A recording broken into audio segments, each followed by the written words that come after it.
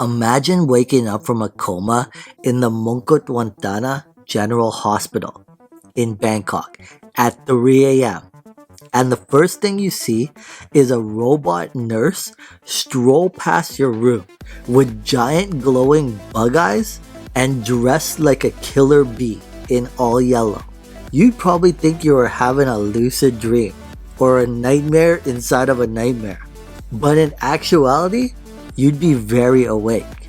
And that's because this hospital in Thailand was facing a shortage of nurses in 2018.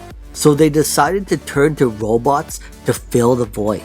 It was said that the Mongkutwattana General Hospital in Bangkok couldn't find enough qualified human staff to keep up with the demand. So they hired 3 robot nurses and dressed them up in yellow uniforms and also gave them female-like human hair. However, very easy to distinguish between robot and humanoid in this case.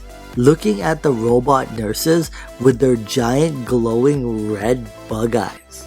The robot nurses named Nan, Nim, and Ni were made by a Chinese tech startup based in Shenzhen.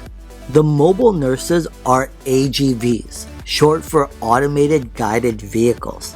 They are mainly being used to dispense medications and make deliveries between the 8 stations of the hospital.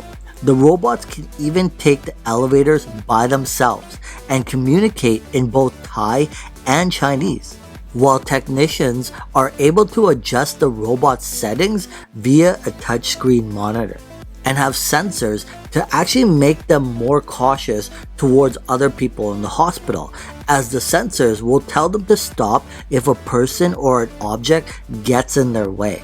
And it's said that these robot nurses have been clocking in a lot of hours and miles around the clock in this Bangkok hospital. And to be honest, I think that they're pretty cool. Much more cooler than an actual human-like humanoid robot. The glowing red bug eyes are classic.